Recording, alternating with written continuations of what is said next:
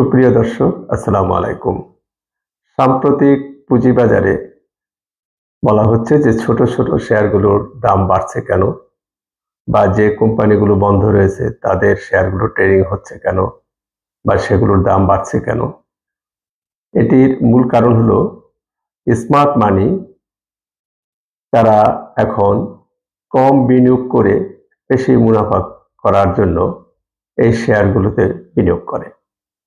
যেমন Pacific denims limited, এর ৳4 শেয়ারে যদি তারা বিনিয়োগ করে এবং বিনিয়োগ করে স্মার্ট মানি যদি সেটিকে ৳5 নিয়ে যেতে পারে, তাহলে তাদের প্রফিট হলো ৳1।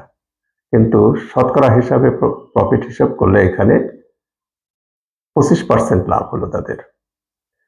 আমরা যেমন আমাদের বিনিয়োগ করে শঙ্কিত থাকি, বাজার নিয়ে চিন্তিত করি, দাম কমে গেল, তদ্রূপ স্মার্ট মানিও কিন্তু সেরকম শঙ্কিত থাকে যে তাদের বিনিয়োগ পুরো মাত্রায় উঠিয়ে আনতে পারবে কিনা। সেই জন্য তারা বড় রকমের কোনো বিনিয়োগ এই মুহূর্তে করছে না।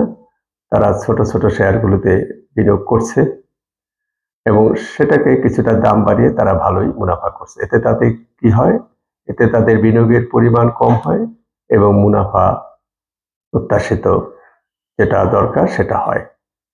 আর মনে করা যাক যদি ৳40 একটা শেয়ারে তারা বিনিয়োগ করে, তাহলে এখানে বিনিয়োগের পরিমাণ অনেক অনেক গুণ বেশি হবে।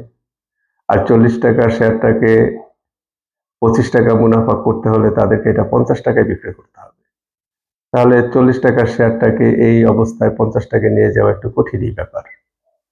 সেই জন্য তারা এরকম বড় বড় জায়গায় বা বড় বড় শেয়ারে বা মিড পেইড আপ বা লো পেইড আপ শেয়ারে কিন্তু তারা বিনিয়োগ করছে না, বা হাই পেইড আপ শেয়ারে বিনিয়োগ করছে না। তারা ছোট ছোট শেয়ারগুলো যেগুলো দাম কমে গেছে সেগুলোতে তারা বিনিয়োগ করছে। তাহলে আসল কারণটা বোঝা গেল। এটাই হলো মূল কারণ। এবং বাজার আগামীতে স্থিতিশীল না হওয়া পর্যন্ত ছোট ছোট শেয়ারগুলোতে কিন্তু এরকম স্মার্ট মানির বিনিয়োগ থাকবে, সেগুলোর দাম বাড়বে, ওঠানামা করবে, এটাই স্বাভাবিক। আরেকটা কথা বলা হয় যে বন্ধ কোম্পানিগুলোর শেয়ার ট্রেডিং হয় কেন, এটা বোঝা অত্যন্ত স্বাভাবিক। কোম্পানিটি বন্ধ এর মানে এই নয় যে কোম্পানিটি হারিয়ে গেছে। কোম্পানি তো বাজারে আছে, সে তার ফ্যাক্টরি তো আছে। কোনো না কোনো কারণে সাময়িকভাবে বন্ধ হয়ে যেতে পারে। কাঁচামালের সরবরাহ না থাকতে পারে, শ্রমিকরা অসন্তোষ করতে পারে, নানা কারণে এটা কিছু সময়ের জন্য বন্ধ থাকতে পারে। এটা তো সবসময়ের জন্য বন্ধ থাকবে না, এটা আবার চালু হবে। বন্ধ থাকলেও সমস্যা কোথায়? হ্যাঁ, ১ বছর যদি বন্ধ থাকলো, তাদের রিজার্ভ ফান্ড আছে, রিজার্ভ ফান্ড থেকে তারা ডিভিডেন্ড দেবে, কোনো সমস্যা নেই। সুতরাং বন্ধ হয়ে গেছে ইত্যাদি বলে এই যে এ উম কথা বলা, হ্যাঁ, এগুলো ট্রেডিং হয় কেন, এগুলো দাম বাড়ে কেন, এগুলো দাম বাড়ার এই যে যৌক্তিক কারণগুলো আমি একটু আগে বললাম।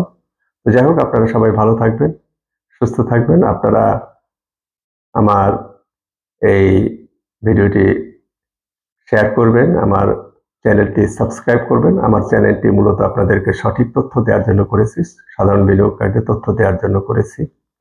তো সুতরাং আপনারা কেউ যদি আমার এই ভিডিও থেকে উপকৃত হন, সেজন্য আমার এই ভিডিও করছি।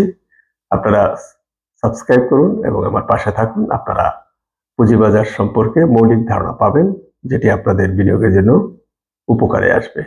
সবাই ভালো থাকবেন, সুস্থ থাকবেন। আসসালামু আলাইকুম।